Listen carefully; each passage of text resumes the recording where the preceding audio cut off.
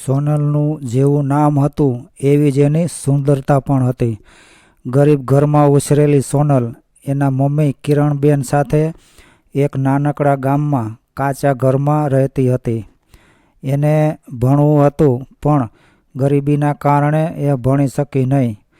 બાળપણથી ખેતરોમાં કામ કરી મોટી થઈ હતી. સોનલ ખૂબ જ સુંદર હતી. એની સુંદરતા ખીલી ઉઠી હતી. સોનલ ખૂબ જ દેખાવડી હતી. તેની મોટી મોટી સુંદર આંખો, ભરાવદાર ગુલાબની પાંખડી જેવા એના હોઠ સાથે એના માતા પિતાએ આપેલ સંસ્કારના કારણે એનો સરળ સ્વભાવ એને પરિપૂર્ણ બનાવતા હતા. જે કોઈ પણ એને જોવે તો એની નજર એકધારી એના પર ટકી જતી, એટલી એ સુંદર અને નિખાલસ હતી. સોનલ હવે 20 વર્ષની થઈ ચૂકી હતી. એના મમ્મી કિરણબેને એના લગ્નની ચિંતા સતાવતી હતી. એણે એના સગા સંબંધીઓને એના માટે કોઈ સારો છોકરો હોય તો બતાવવા માટે વિનંતી કરી હતી. જ્યારે પણ કિરણબેન એના લગ્નની વાત કરતા તો એ કહેતી કે મમ્મી, હું તને મૂકીને ક્યાંય નથી જવાની. હું જતી રહીશ તો તું એકલી પડી જઈશ. પછી તારું ધ્યાન કોણ રાખશે?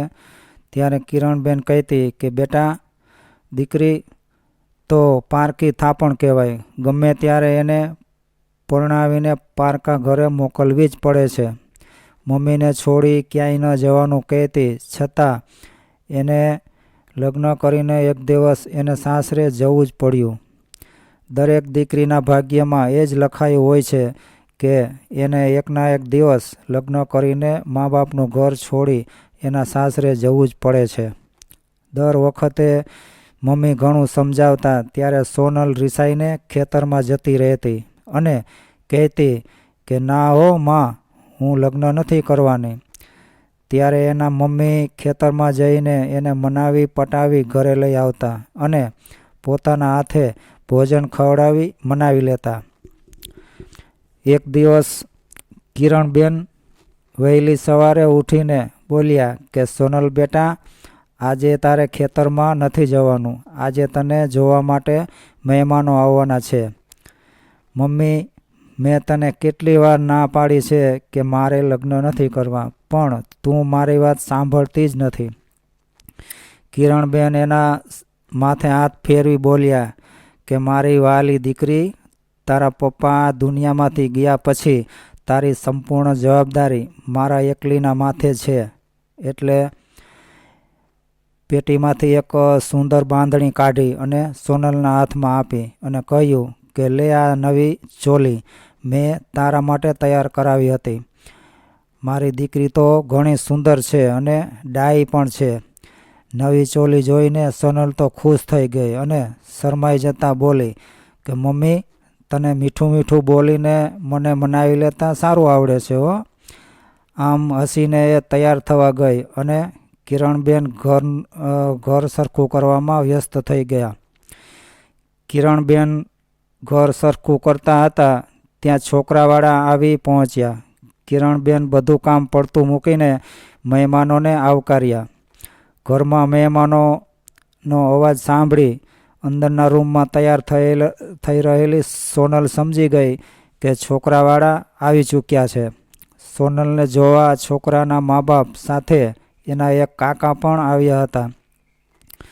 થોડી વાતચીત કર્યા બાદ જાણવા મળ્યું કે છોકરાનું નામ ઉમેશ છે અને શહેરમાં કોઈ કારખાનામાં નોકરી કરે છે. કારખાનામાં વધારે રજા ન મળવાના કારણે વર્ષમાં એકાદ વખત ઘરે આવે છે. કિરણબેને જોયું કે ઉમેશ આવ્યો ત્યારથી નીચું જોઈને બેઠો હતો અને મોઢામાંથી એક શબ્દ પણ ન બોલ્યો. થોડી વારમાં સોનલ ચા લઈને આવી. સોનલની સુંદરતા જોઈને છોકરાના માતા પિતા તથા એના કાકા સોનલને એકધારી જોતા જ રહી ગયા. ત્યારે એના મમ્મી બોલ્યા કે તમારી દીકરી તો ઘણી સુંદર અને દેખાવડી છે, એકદમ અપસરા જેવી જ લાગે છે. ત્યારે સોનલ શરમાઈને રસોડામાં ચાલી ગઈ. ત્યારે કિરણબેન બોલ્યા કે ઘરના કામમાં તમારે કશું જોવું નહીં પડે. એને રસોઈની સાથે સાથે ભરતકામ પણ આવડે છે, પણ અમારી નબળી પરિસ્થિતિના કારણે અમે અમારી દીકરીને ભણાવી શક્યા નથી. ત્યારે દીકરીના મમ્મી બોલ્યા કે અમારે તો અમારા દીકરા અને અમારા ઘરને સાચવે એવી સુશીલ અને સંસ્કારી દીકરીની જરૂર છે. એના ભણતરથી અમારે કોઈ લેવા દેવા નથી. સોનલની સગાઈની વાત પાકી થઈ ગઈ અને થોડા દિવસોમાં સગાઈ તથા લગ્ન માટે મુહૂર્ત કઢાવવામાં આવ્યું. આખરે એક દિવસ સોનલના લગ્ન પણ થઈ ગયા. સોનલને સાસરે વળાવતી વખતે સોનલને એના પપ્પાની ખૂબ યાદ આવી, પરંતુ એના પપ્પા તો વર્ષો પહેલાં આ દુનિયા છોડીને જતા રહ્યા હતા. ત્યારે એની મમ્મીને ભેટી પડી અને ખૂબ રડી, કારણ કે હવે એના વગર એના મમ્મી એકલા પડી જશે. અને એના મમ્મી પણ દીકરી સોનલને ભેટીને ખૂબ રડ્યા. હવે એની એકની એક લાડકી પારકા ઘરની થઈ ચૂકી હતી. તેના વગર આખું ઘર સૂનું થઈ ગયું હતું. સોનલ સાસરે આવ્યા પછી એને એની મમ્મી બહુ જ યાદ આવતી. સોનલ એની મમ્મીને યાદ કરતાં કરતાં રડવા લાગી. ત્યારે એના સાસુ બોલ્યા કે બેટા, મારે તો દીકરી નથી, તો હવેથી તું જ મારી દીકરી છે અને આજથી આ ઘરની બધી જ જવાબદારી હું તને સોંપી રહી છું. સોનલ ખુશ થઈ કે મને સાસુ સારા મળ્યા છે, જે સગી માની જેમ રાખતા. સોનલ જમીને ઉમેશના રૂમમાં ગઈ. એ એટલી બધી થાકી ગઈ હતી કે ક્યારે ઊંઘી ગઈ એને ખબર જ ન રહી. સવારે ઉઠીને જોયું તો ઉમેશ રૂમમાં નહોતા. એને થયું કે એમને વહેલા ઉઠવાની ટેવ હશે. છતાં સોનલ એના સાસુ પાસે ગઈ અને સાસુમાના ચરણ સ્પર્શ કરીને પૂછ્યું કે મમ્મી, ઉમેશ ક્યાં છે? મેં તો એટલી બધી ઊંઘી ગઈ હતી કે મને ક્યારે આવ્યા અને ક્યારે ગયા એ ખબર જ ન રહી. એના સાસુ બોલ્યા કે બેટા, એને કંપનીમાંથી ફોન આવ્યો હતો એટલે એને અચાનક જવું પડ્યું. સોનલ થોડી નિરાશ થઈ ગઈ અને મનમાં વિચારવા લાગી કે કીધા વગર ચાલ્યા ગયા તો ભલે ગયા, પણ મને મળીને તો જવું હતું. એના સાસુ સમજી ગયા કે સોનલને ઉમેશનું કીધા વગર જવું નથી ગમ્યું. એમણે કહ્યું કે એ તો મહિનાની અંદર પાછો આવી જશે. અત્યારે એ નાના રૂમમાં રહે છે.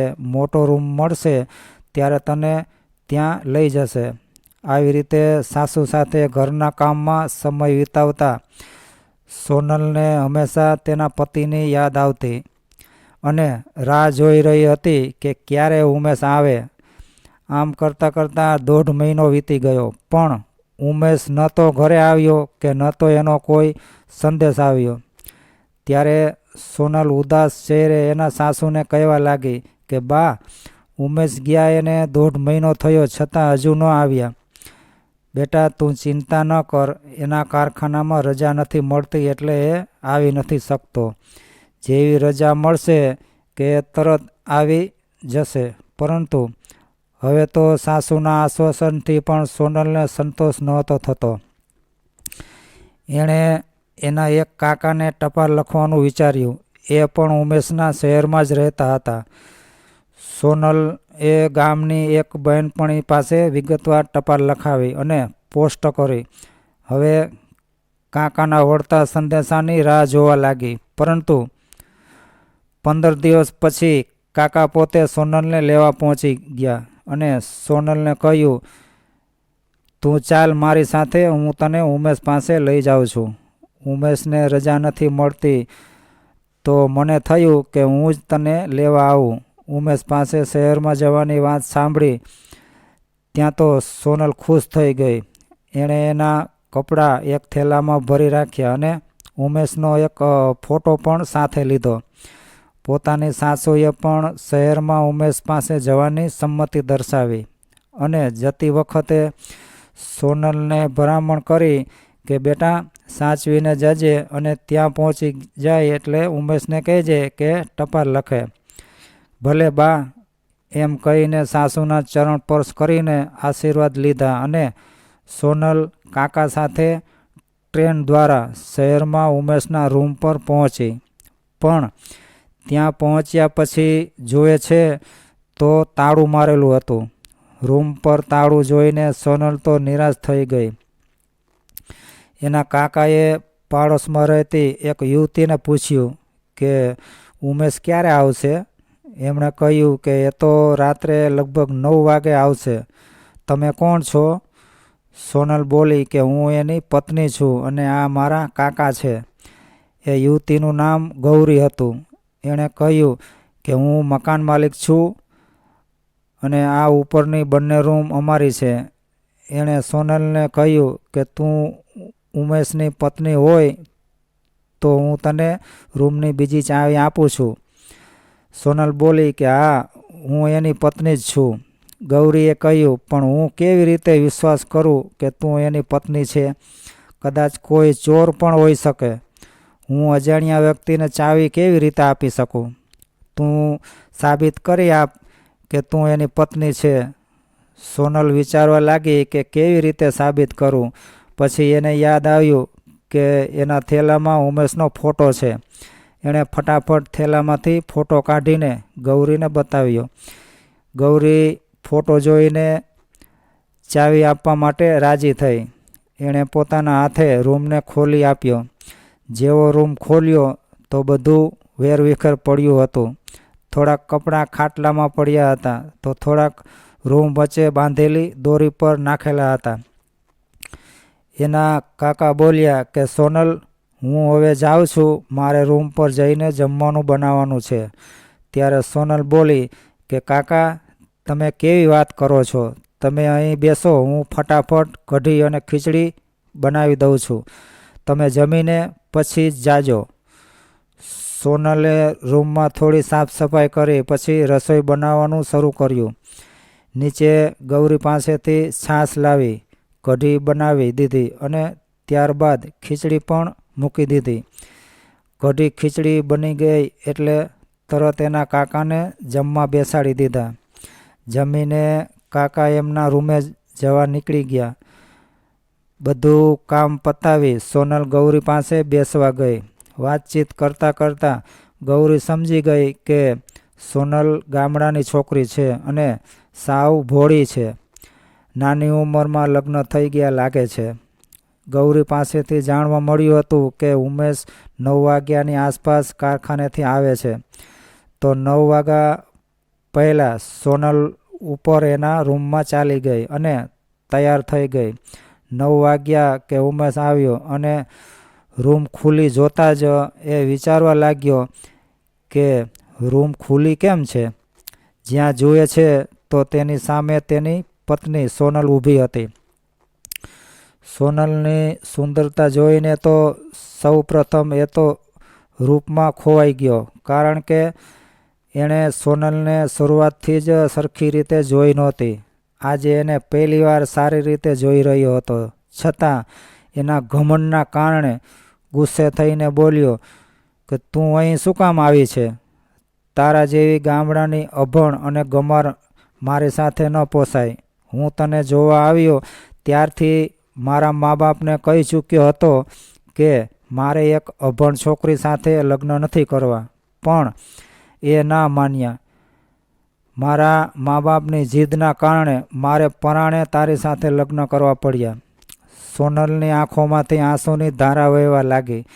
ગામડેથી કેટલા બધા હરખ સાથે ઉમેશને મળવા શહેરમાં આવી હતી, પરંતુ ઘડીક વારમાં તો એ બધો હરખ ક્યાં ગયો ખબર જ ન પડી.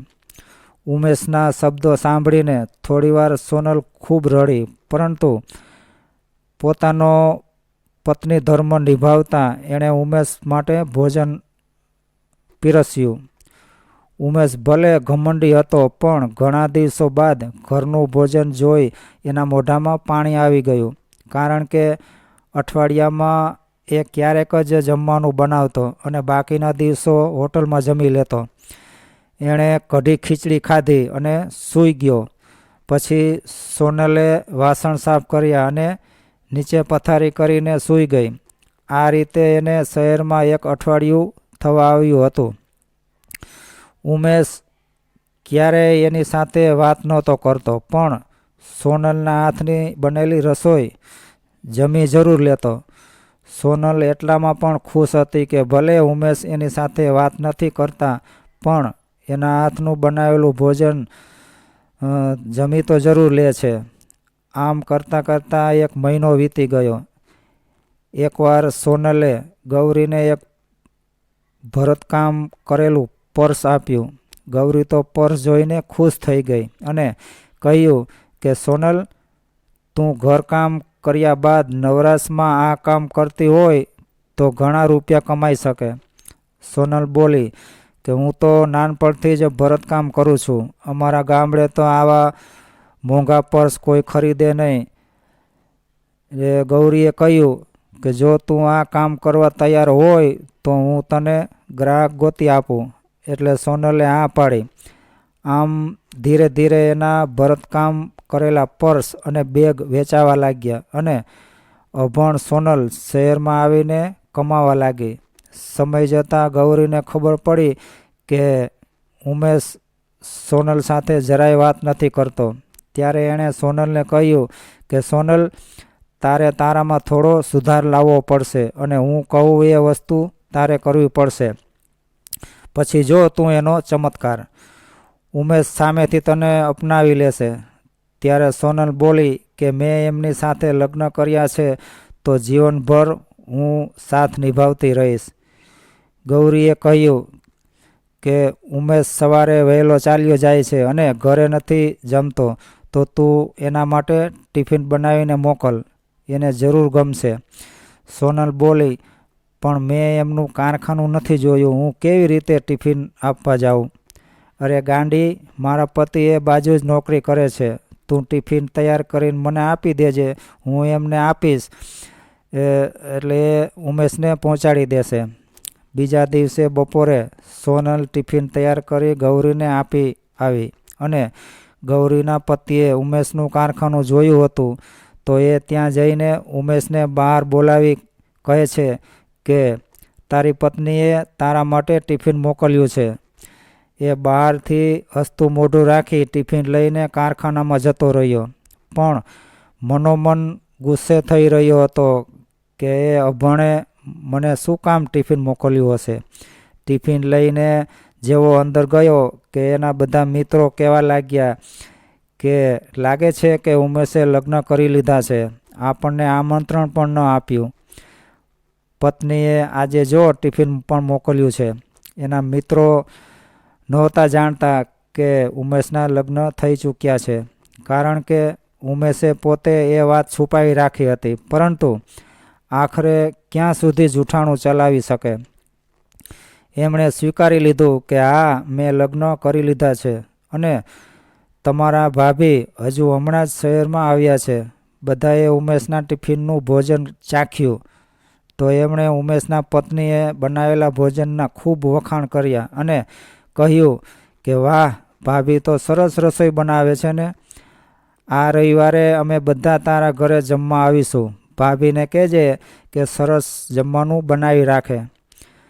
ઘમંડને કારણે ઉમેશ ફસાઈ ગયો. હવે સોનલને કહેવું કેવી રીતે કે મારા મિત્રો આપણા ઘરે જમવા આવવાનું કહે છે. ગૌરી સોનલને શહેરના કલ્ચર પ્રમાણે રહેતા શીખવી રહી હતી અને એને નવો ડ્રેસ આપી કહ્યું કે તું આ ડ્રેસ પહેરી લે, હું તને સરસ તૈયાર કરી દઉં છું. પછી ઉમેશ તને પત્ની તરીકે જરૂર સ્વીકારી લેશે, એમાં કોઈ શંકા નથી. સોનલ સુંદર તો હતી જ અને ગૌરીએ આપેલો નવો ડ્રેસ પહેરીને એ વધારે સુંદર દેખાવા લાગી. રાત્રે ઉમેશ ઘરે આવતા રસ્તામાં વિચારી રહ્યો હતો કે સોનલને મિત્રોવાળી વાત કેવી રીતે કરું. આમ વિચારતા વિચારતા એ ઘરે પહોંચી ગયો. સોનલે જમવાનું પીરસ્યું. જમતી વખતે હિંમત કરીને ઉમેશ બોલ્યો કે સોનલ, આવતા રવિવારે મારા મિત્રો આપણે ઘરે જમવા આવવાના છે, તો તે બધા માટે તું જમવાનું બનાવી રાખજે. આજે પહેલી વાર ઉમેશ સોનલ સાથે વાત કરી રહ્યો હતો. એનાથી સોનલ ખુશ થઈ ગઈ. ઉમેશ જમીને સૂઈ ગયો ત્યારે સોનલ દોડીને ગૌરીએ ને વાત કહેવા ગઈ. ત્યારે ગૌરી બોલી કે તું ધીરજથી કામ લઈશ તો બધું સારું થઈ જશે. ત્યાં તો રવિવાર આવ્યો અને ઉમેશ રસોડાનો થોડો સામાન લેવા ગયો અને સોનલ રસોઈ બનાવવા લાગી. થોડી વારમાં ઉમેશ પણ આવી ગયો. સોનલે દેશી ભોજન બનાવ્યું હતું. બાજરીના રોટલા, કઢી, ખીચડી અને બટાકાનું રસાવાળું શાક, છાશ, ઘી, ગોળ સાથે સોનલે અથાણું પણ રાખ્યું હતું. ઉમેશના મિત્રો આવ્યા અને બધાને જમવાનું પીરસવામાં આવ્યું. શહેરમાં તો આવું દેશી ભોજન હોટલમાં જ મળતું, પણ ઘર જેવો સ્વાદ અને સંતોષ ત્યાંના ભોજનમાં જોવા મળતો નહીં. સોનલે આંગળા ચાટી જાય એવું ભોજન બનાવ્યું હતું. બધાએ પેટ ભરીને ખાધું અને સોનલના ખૂબ વખાણ કર્યા. જમ્યા બાદ બધા મિત્રો જતા જતા બોલ્યા કે ઉમેશ, તું તો નસીબદાર છે કે તને આટલી બધી સુંદર અને સાક્ષાત અન્નપૂર્ણાના અવતાર જેવી પત્ની મળી છે. ભાભીના હાથનું ભોજન કરતાં અમે ક્યારેક આવતા રહીશું. આમ બધાએ ઉમેશ અને સોનલની રજા લઈ ઘરે જવા રવાના થયા. ઉમેશ કશું બોલ્યો નહીં, પરંતુ અંદરથી ઘણો ખુશ હતો કે એની પત્નીના લીધે એના મિત્રો સામે એનું માન વધ્યું. આ રીતે દિવસો વીતતા ગયા. ઉમેશ ઘરનો બધો સામાન લાવી આપતો અને પ્રેમથી જમી લેતો, પણ સોનલ સાથે કામ પૂરતી જ વાત કરતો. સોનલ વહેલી સવારે ઉઠીને એના માટે ટિફિન તૈયાર કરી રાખતી અને ઉમેશ કારખાનામાં જાય એટલે સોનલ ગૌરીના ઘરે બેસી એનું ભરતકામ શરૂ કરી દેતી. મકાન માલિક ગૌરી હવે એની ખાસ બહેનપણી બની ચૂકી હતી અને એના કારણે એના ભરતકામનો વ્યવસાય ધીરે ધીરે વિસ્તરી રહ્યો હતો. ઘણા લોકો એના ભરતકામ કરેલા પર્સ અને બેગ લેવા આવતા અને ધીરે ધીરે ઓર્ડર વધવા લાગ્યા. આ બાજુ ઉમેશના કારખાનામાં કોઈ કારણસર આગ લાગી અને લગભગ અડધાથી ઉપર કારખાનું બળીને સાફ થઈ ગયું. ત્યાં કામ કરતા કારીગરોને કારખાનું છોડવું પડ્યું. કારખાનું બંધ થઈ જતાં ઉમેશે બીજા ઘણા કારખાનામાં નોકરી શોધી, પરંતુ એને યોગ્ય કામ ન મળતા એ રોજ નિરાશ થઈને ઘરે પાછો આવતો. સોનલ પૂછવાનો પ્રયત્ન કરતી કે હમણાંથી કેમ તમે ઉદાસ રહો છો અને કારખાનેથી પણ વહેલા આવી જાઓ છો, પણ ઉમેશ ક્યારેય એને કોઈ વાત ન જણાવતો. ગૌરીના પતિને પૂછવાથી ખબર પડી કે કારખાનામાં આગ લાગવાથી બધા કારીગરોને છૂટા કરી દીધા છે. સોનલ સમજી ગઈ કે ઉમેશને ઉદાસીનું કારણ શું છે. ઉમેશ સાંજે ઘરે આવ્યો ત્યારે એણે હિંમત કરી ઉમેશને કહ્યું કે તમે ચિંતા ના કરો, આપણે બંને થઈને આ કપરા સમયને પાર કરી લઈશું. મારા ભરતકામનું કામ સારું ચાલે છે અને ઓર્ડર પણ ઘણા આવે છે. તમે ખાલી મને સાથ આપશો ને તોય મારા માટે ઘણું છે. સોનલ ઉમેશ સાથે વાત કરી રહી હતી ત્યારે ગૌરી અને એનો પતિ આવ્યા અને ઉમેશને કહેવા લાગ્યા કે ઉમેશ, તારી આ ગામડામાં રહેલી અભણ પત્નીમાં કેટલી બધી આવડત અને સમજદારી છે. તારા માટે અજાણ્યા શહેરમાં આવી અને પોતાની કળાથી વ્યવસાય પણ શરૂ કરી દીધો. તું નસીબદાર છે કે તને આટલી ગુણવાન પત્ની મળી છે. ઉમેશને પોતાના વિચારો પર શરમ આવી રહી હતી. એને થયું કે જે છોકરીને હું ગામડાની અભણ અને ગમાર સમજી રહ્યો હતો, એણે શહેરમાં આવી આખું ઘર સંભાળી લીધું. ઉમેશ બોલ્યો કે સોનલ, મેં તારા સાથે અત્યાર સુધી જે વર્તન કર્યું છે એ બદલ હું તારી માફી માગું છું. બની શકે તો મને માફ કરી દેજે. જ્યારે હું તને જોવા આવ્યો ત્યારથી હું મારા મા બાપને કહેતો રહ્યો કે એ ગામડાની અભણ છોકરી સાથે મારે લગ્ન નથી કરવા, પણ ખરેખર તો તું નહીં પણ હું જ અભણ છું. કેમ કે ખાલી શહેરમાં એક સામાન્ય કારખાનામાં કામ કરતો હતો, છતાં મારા ઘમંડના કારણે હું અત્યાર સુધી તને અન્યાય કરતો રહ્યો અને તારી સાથે પ્રેમથી વાત પણ નહોતો કરતો. પણ હવે મને ખબર પડી કે તું ભલે અભણ હોય પણ તારી પાસે ભણેલી છોકરી પણ પાછી પડે એવી તારી અંદર કલા અને આવડત છે. આ સાંભળી ગૌરી અને એનો પતિ બંને ખુશ થયા કે આખરે સોનલને એની ખુશી પાછી મળી ગઈ ખરી. ત્યાર પછી બીજા દિવસથી ઉમેશ સોનલના કામમાં મદદ કરવા લાગ્યો અને સાથોસાથ બીજા ઓર્ડર પણ લેવા જતો. સમય જતાં વધારે ઓર્ડર મળવા લાગ્યા. એના કારણે સોનલે થોડીક બહેનો પણ રાખી લીધી કે જેમને ભરતકામમાં રસ હોય અને રોજગાર મેળવવા માગતી હોય. આ રીતે સોનલનો ધંધો પૂરજોશમાં ચાલવા લાગ્યો અને ગૌરીએ પણ ખૂબ સાથ અને સહકાર આપ્યો. વ્યવસાય સારો ચાલી રહ્યો હતો એટલે બંને ગામડે એના સાસુ સસરા અને મમ્મીને પણ મળી આવ્યા અને એમના આશીર્વાદ પણ લઈ આવ્યા. ઉમેશ અને સોનલને એક સાથે જોઈ અને શહેરમાં એમની સફળતા વિશે જાણ્યા પછી બધા ખુશ હતા. 2 વર્ષમાં ઉમેશ અને સોનલે નવું ઘર પણ ખરીદી લીધું અને સમય જતાં સોનલે એક દીકરીને જન્મ પણ આપ્યો. ગામડાની એક અભણ અને અંગૂઠા છાપ છોકરી પોતાના પતિના પ્રેમને પામવા માટે બધી તકલીફોનો સામનો કરીને એના પતિના પ્રેમને જીતી લીધો. સાથે સાથે એના ઘમંડને પણ ઉતારી દીધું અને એને સફળ પણ બનાવ્યો. આ ઘટના આપણને સૌને શીખવી જાય છે કે એક સ્ત્રી જો ધારે તો કંઈ પણ કરી શકે છે. જીવનમાં ભણતર જરૂરી છે પણ જો કોઈ ઘરની નબળી પરિસ્થિતિના કારણે ન ભણી શક્યું હોય તો એનો અર્થ એ નથી કે એ જીવનમાં કશું ન કરી શકે.